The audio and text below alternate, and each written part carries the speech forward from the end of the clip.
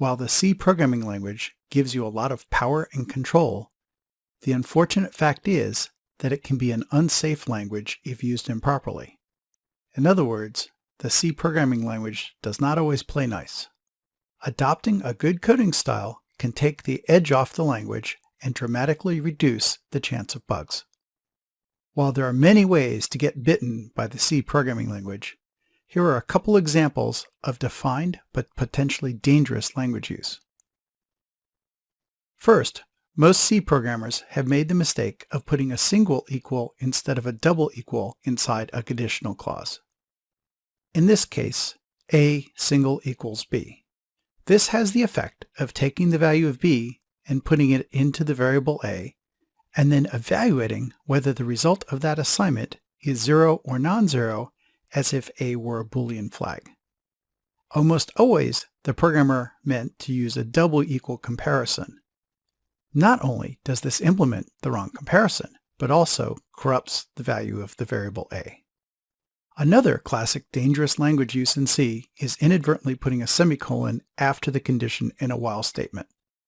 What this code probably meant to do was to decrement the variable x in a while loop, but because of an extra semicolon, what it actually does is infinite loop on the while because x is never changed.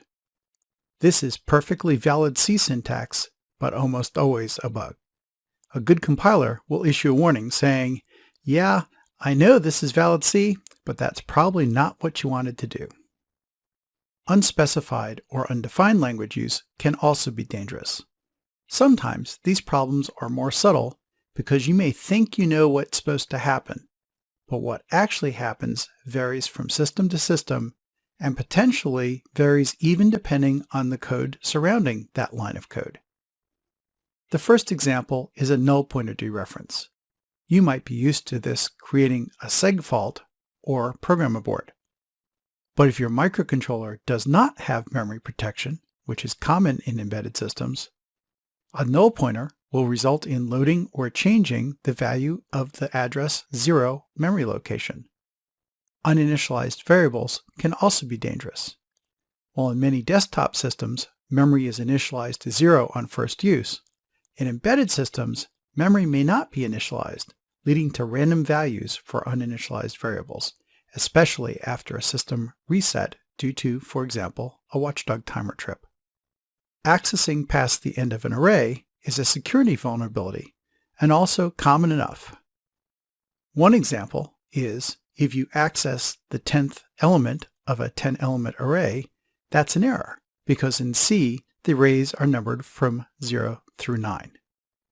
Finally, a somewhat trickier undefined case is incrementing a variable in the middle of an expression. In this example, it's undefined whether I is incremented before or after it's used as the index for the array A. A good compiler will flag all of these situations and many more. You should pay attention to those warnings so you don't have to chase these bugs down during system operation.